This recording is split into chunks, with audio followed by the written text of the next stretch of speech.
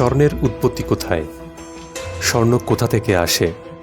এমন প্রশ্নের উত্তরে অনেকেই বলবেন স্বর্ণ খনি থেকে উত্তোলন করা হয়, কিন্তু আসলেই কি তাই? আজকের ভিডিওতে আমরা সেই প্রশ্নের উত্তর খোঁজার চেষ্টা করব। স্বর্ণের উৎপত্তি সম্পর্কে জানার জন্য একটু আকাশের তারার দিকে তাকাতে হবে, ফিরে যেতে হবে কোটি কোটি বছর আগে, পৃথিবী সৃষ্টির শুরুতে। বিগ ব্যাংয়ের প্রায় 150 মিলিয়ন বছর পর মাত্র 3টি এলিমেন্ট হাইড্রোজেন, হিলিয়াম এবং লিথিয়াম দিয়ে সর্বপ্রথম স্টার বা তারা গঠিত হয়েছিল। বিজ্ঞানীদের মতে সৌরজগৎ তৈরির বহু বছর আগে সুপারনোভা ও নিউট্রন স্টারের সংঘর্ষের ফলে পৃথিবীর যাবতীয় স্বর্ণের সৃষ্টি হয়েছে। স্বর্ণ উৎপত্তির সেই মহাজাগতিক প্রক্রিয়া বিজ্ঞানীদের কাছে আর প্রসেস অর্থাৎ র্যাপিড নিউট্রন ক্যাপচার প্রসেস নামে পরিচিত। এ শক্তি তখনই পাওয়া সম্ভব যখন কোনো সুপারনোভায় নক্ষত্রের বিস্ফোরণ ঘটে অথবা নিউট্রন স্টারের সঙ্গে এর সংঘর্ষ হয়।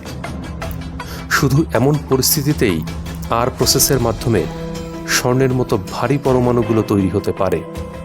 আর এ থেকে এটি পরিষ্কার যে পৃথিবীর সব স্বর্ণের উৎপত্তি হয়েছে মৃত নক্ষত্রের ডেব্রিস বা ধ্বংসাবশেষ থেকে।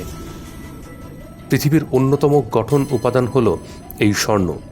পৃথিবীর কেন্দ্র, যাকে কোর বলা হয়, সেটি গঠিত হওয়ার সময়ই এর অন্যতম গাঠনিক উপাদান হিসাবে স্বর্ণ অন্তর্ভুক্ত হয়। মূলত পৃথিবীর সৃষ্টির সময় এর কেন্দ্রে লোহা এবং স্বর্ণের মতো ভারী ধাতুগুলো জমা হয়েছে।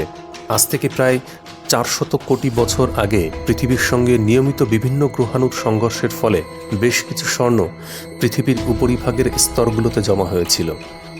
এসব ভয়াবহ সংঘর্ষ এবং ভূতাত্ত্বিক বিভিন্ন কারণে, ভূমিকম্প কিংবা আগ্নেয়গিরির আগ্নুৎপাতের কারণে ভূ অভ্যন্তর থেকে অনেক স্বর্ণ মানুষের হাতের নাগালের দূরত্বে এসে পৌঁছেছে, যা এখন খনিতে গর্ত করে উত্তোলন করা হয়।